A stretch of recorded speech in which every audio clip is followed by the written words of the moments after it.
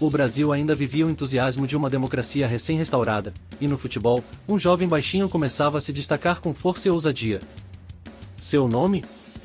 Romário de Souza Faria, ou simplesmente, Romário. Naquele ano, com apenas 19 anos, Romário dava seus primeiros passos como profissional no CR Vasco da Gama, clube que o revelou. Ele já havia chamado atenção na base, mas foi em 1985 que começou a mostrar ao Brasil, e logo ao mundo, que seu talento era raro.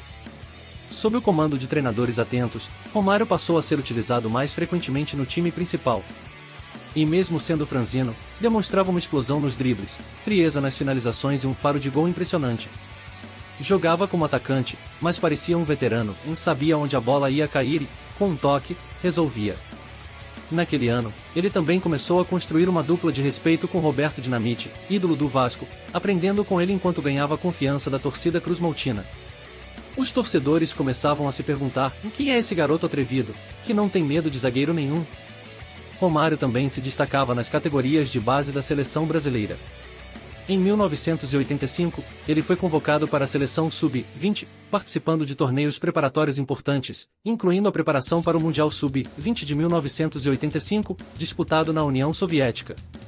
Apesar do Brasil não ter vencido o torneio, Romário marcou gols importantes e deixou claro que seria o futuro da camisa 9. Técnicos e olheiros europeus já começavam a ficar de olho naquele garoto veloz e matador. 1985 foi o início de tudo. O ano em que o Brasil começou a descobrir que estava nascendo um dos maiores artilheiros de sua história, o futuro baixinho genial que encantaria o mundo. O futebol brasileiro se preparava para mais uma Copa do Mundo, mas enquanto os holofotes estavam sobre Tele Santana e os craques da seleção principal, Romário, ainda com 20 anos, vivia um ano decisivo em sua jovem carreira. Jogando pelo Vasco da Gama, Romário passou de promessa à realidade. Ele se firmou como titular absoluto no ataque cruzmaltino, e começou a mostrar com mais frequência a sua principal característica, na capacidade de decidir partidas com poucos toques na bola. Não precisava de muito, bastava uma chance, um espaço, e o gol acontecia.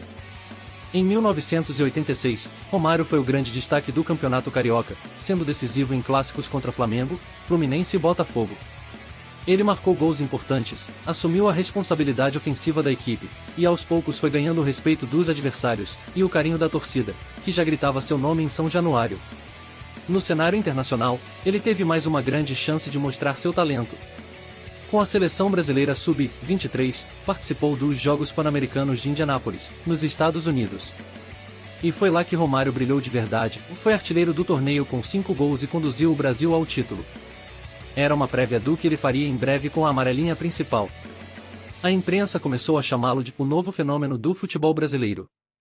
Os grandes clubes europeus já o observavam com atenção, enquanto ele dava as entrevistas sempre com confiança, às vezes até com uma certa marrã. Mas Romário era assim, ousado, provocador e decisivo. 1986 consolidou o nascimento de um craque. Um ano em que Romário deixou de ser apenas promessa e se tornou referência, tanto no Vasco quanto na base da seleção. E o Brasil começava a entender que aquele baixinho era, na verdade, um gigante da grande área. O Brasil vivia o ano da célebre Copa União, marcada por rivalidades intensas e uma nova organização do futebol nacional. E enquanto isso, Romário, aos 21 anos, vivia seu último ano no futebol brasileiro antes de alçar voos internacionais. No Vasco da Gama, ele estava em sua forma mais letal até então. Com agilidade, raciocínio rápido e faro de gol apurado, Romário foi um dos grandes destaques do Campeonato Carioca, ajudando o clube a manter-se entre os protagonistas do cenário estadual. Mas o grande momento daquele ano veio com a camisa da seleção brasileira sub-23, nos Jogos Pan-Americanos de Indianápolis, onde Romário já havia brilhado no ano anterior. Em 1987, ele voltou aos Estados Unidos, agora para um novo desafio, o torneio pré-olímpico, classificatório para os Jogos de Seul. Romário explodiu de vez. Foi o artilheiro absoluto do torneio, com uma média de quase um gol por partida. Seu desempenho foi tão avassalador que não houve mais dúvidas, o Brasil tinha encontrado seu novo centroavante. Com isso, o nome de Romário passou a ser frequentemente citado na imprensa europeia, principalmente na Holanda. O clube PSV Eindhoven, recém-campeão da Eredivisie, enxergou no jovem atacante uma joia rara, e iniciou as tratativas para levá-lo à Europa. Enquanto isso, no Brasil, o baixinho continuava sendo decisivo nos gramados. Seus gols no Campeonato Brasileiro de 1987, mesmo com toda a confusão da Copa União, mostraram que ele já havia ultrapassado o nível do futebol local. Era um jogador pronto para o mundo. 1987 foi o ano da consagração interna e do passaporte carimbado para a Europa. O Vasco via seu camisa 11 amadurecer rapidamente, e o Brasil ganhava a certeza de que o futuro da seleção passaria pelos pés, e pelos gols, de Romário. O ano em que Romário atravessou o oceano e conquistou o mundo. Com apenas 22 anos, o atacante brasileiro deu um passo crucial na sua trajetória, na ida para a Europa, vestindo a camisa do PSV Eindhoven, da Holanda. O clube holandês, então campeão da Liga dos Campeões da UEFA, apostava suas fichas no baixinho veloz e goleador vindo do Vasco. E Romário não decepcionou. Logo em sua temporada de estreia, começou a mostrar ao futebol europeu quem ele era, em um finalizador nato, imprevisível e mortal dentro da área. Apesar das diferenças de idioma, cultura e clima, Romário se adaptou com rapidez impressionante. Em campo, sua parceria com jogadores como Gerald Van Embuur e Erik Gerritsen deu frutos imediatos. Ele marcou gols em sequência na Eredivisie, com uma média altíssima, e rapidamente caiu nas graças da torcida do PSV. Mas 1988 também teve outro palco importante para Romário, os Jogos Olímpicos de Seul. Vestindo a camisa 11 da Seleção Brasileira Olímpica, ele foi o grande nome da equipe. Com gols decisivos, dribles desconcertantes e uma frieza cirúrgica, Romário conduziu o Brasil até a final olímpica. Na grande decisão, o Brasil enfrentou a União Soviética. Romário até deixou sua marca durante o torneio, mas o ouro escapou. Ficamos com a medalha de prata, e mesmo assim, ele terminou como artilheiro da competição, com 7 gols. Para muitos, aquele foi o momento em que o mundo conheceu Romário de verdade. O garoto irreverente do Rio de Janeiro agora era uma realidade global, com status de craque olímpico e estrela em ascensão na Europa.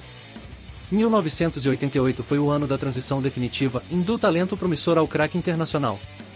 Um ano em que Romário mostrou que, não importava o continente ou a camisa, ele nasceu para fazer gols.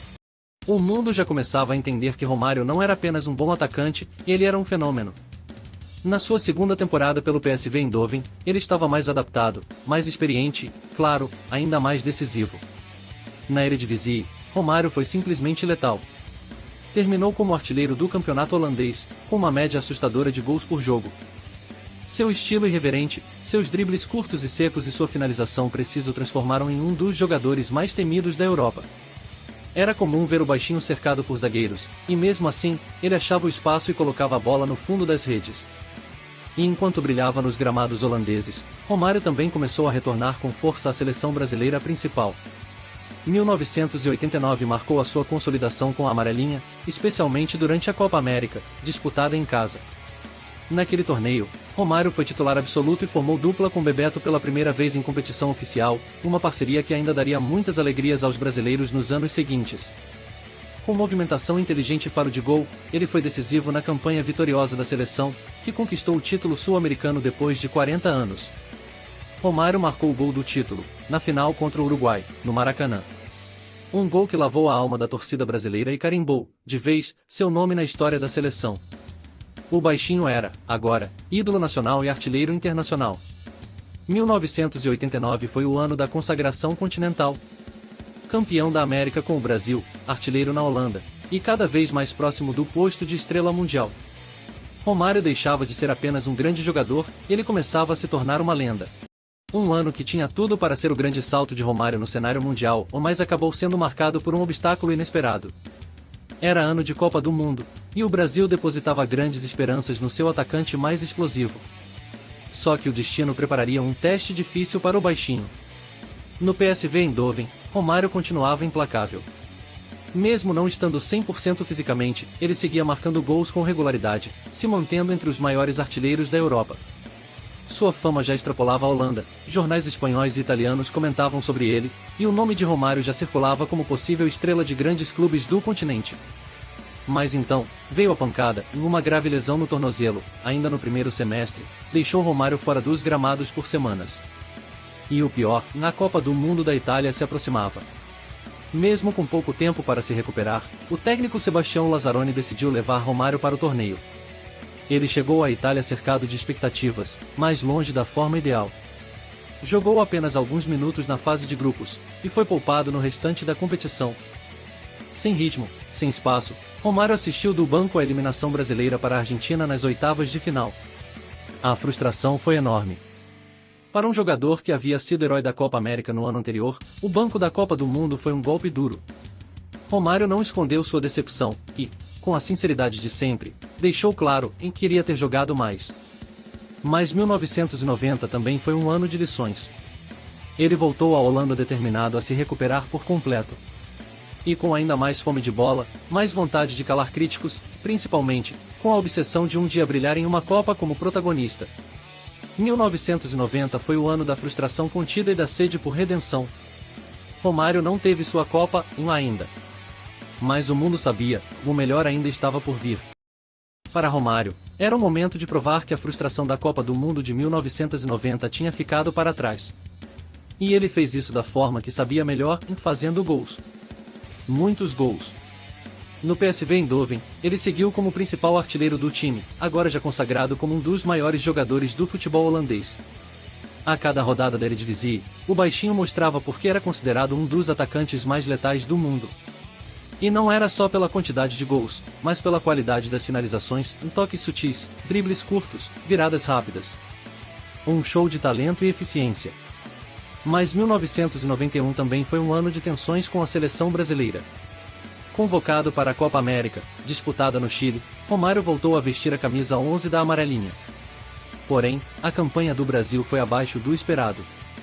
A equipe, sob o comando de Falcão, foi eliminada nas quartas de final pela Argentina, em mais um clássico tenso e frustrante. Romário, sempre explosivo dentro e fora de campo, bateu de frente com a comissão técnica e com a direção da CBF. Sua sinceridade e temperamento forte começaram a gerar atritos. Ele queria jogar, queria decidir, e não aceitava ser apenas parte de um sistema. Fora dos campos, a imprensa destacava seu comportamento irreverente. Romário era diferente, não fazia o perfil do craque comportado. Mas era exatamente isso que o tornava único, em um talento indomável, genuíno, que não media palavras nem movimentos. Mesmo com os conflitos, sua popularidade só crescia. Os torcedores o amavam justamente por isso, porque ele falava o que pensava, e fazia o que ninguém conseguia dentro da área. 1991 foi o ano da afirmação como estrela internacional, e do início de uma relação conturbada com a seleção. Romário era gol, era arte, mas também era personalidade. E o mundo do futebol estava apenas começando a entender que, com ele, nada seria previsível. Para muitos jogadores, seria só mais um ano de futebol. Mas para Romário, foi um ano de ruptura, revolta e recomeço. Um daqueles momentos em que a carreira dá uma guinada, dentro e fora dos gramados. No PSV Eindhoven, Romário continuava sendo um artilheiro implacável. Já era ídolo na Holanda, mas os anos de convivência com lesões e conflitos com treinadores e dirigentes holandeses começaram a desgastar a relação. Mesmo assim, seus números eram indiscutíveis, gols em todas as competições, liderança técnica e respeito dos adversários. Mas a grande virada de 1992 começou fora dos campos, com a seleção brasileira. Ainda sob desconfiança após a eliminação na Copa América anterior, Romário foi convocado para amistosos com a camisa da amarelinha. E tudo corria dentro do esperado, até o episódio que mudaria sua relação com a CBF. Em fevereiro, durante uma viagem com a seleção, Romário se recusou a ficar no banco em um amistoso contra a Alemanha. Resultado, foi cortado por indisciplina. A relação com o técnico Carlos Alberto Parreira, recém-assumido, começou com o pé esquerdo. E ali, começava uma das maiores rivalidades pessoais do futebol brasileiro. Romário ficou 2 anos fora da seleção, por decisão da comissão técnica. Para ele, aquilo foi um soco no estômago. Mas também foi o combustível que precisava. Na reta final de 1992, com contrato se encerrando no PSV, o baixinho começou a planejar um novo destino. E era claro, em seu talento já pedia um palco maior. O nome Barcelona começava a aparecer com força nos bastidores. 1992 foi um ano de silêncio com a seleção, e barulho nos bastidores. Romário estava prestes a trocar a Holanda pela Espanha. Mas mais do que isso, estava preparando sua vingança esportiva. E o mundo do futebol ainda não fazia ideia do que estava por vir. Após anos brilhando na Holanda, Romário finalmente desembarcava em um dos maiores palcos do futebol mundial, o Barcelona, de Johan Cruyff.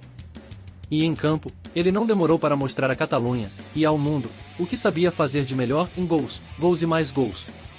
Sob o comando do lendário Cruyff, o Barcelona vivia a era do chamado Dream Team, com Stoichkov, Laudrup, Koeman e agora, Romário. E logo em seus primeiros jogos, o brasileiro conquistou a torcida com atuações mágicas e um estilo provocador, irreverente e absolutamente letal dentro da área. Em La Liga, seus números começaram a impressionar. Finalizações rápidas, posicionamento cirúrgico, dribles curtos em espaços mínimos. A cada rodada, o Camp Nou se rendia ao talento do baixinho. Mas 1993 não foi marcante apenas pelo que Romário fez na Espanha. Foi também o ano do grande retorno à seleção brasileira. Depois de 2 anos de afastamento por desentendimentos com Parreira, a pressão da torcida e da imprensa se tornava insustentável.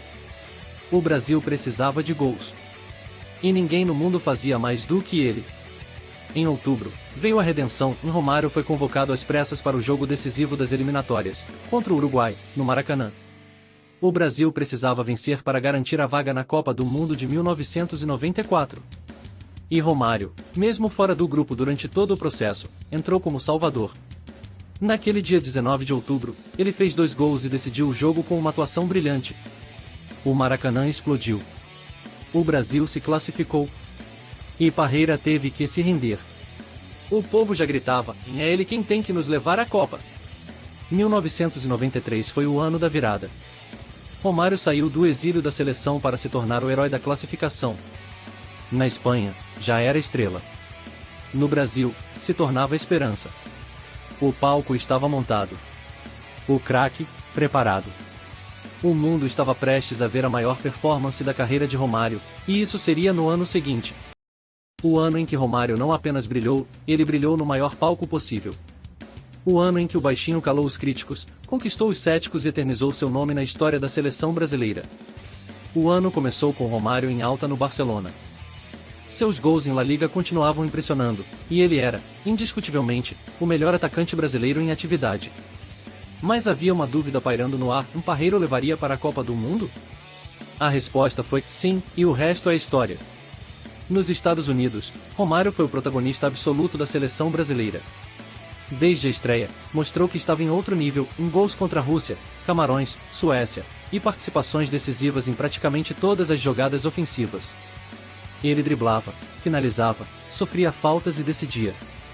Era um líder técnico. Um gênio da grande área. Contra os Estados Unidos nas oitavas, sofreu a falta que gerou o gol da vitória. Na semifinal contra a Suécia, marcou de cabeça o gol da classificação. E na final, diante da poderosa Itália, mesmo sem balançar as redes, foi o jogador mais perigoso em campo. O 0-0 levou aos pênaltis. E Romário, com toda a sua calma, bateu com perfeição. Brasil campeão do mundo, depois de 24 anos. E o grito de "é tetra" ecoou nos 4 cantos do planeta. Romário foi eleito o melhor jogador da Copa e, naquele momento, não havia dúvidas, ele era o melhor do mundo. De volta à Espanha, ele ainda conquistaria o título de La Liga com o Barcelona, sendo artilheiro do campeonato com 30 gols, incluindo atuações históricas, como o hat-trick no 5-0 contra o Real Madrid. 1994 foi o auge absoluto.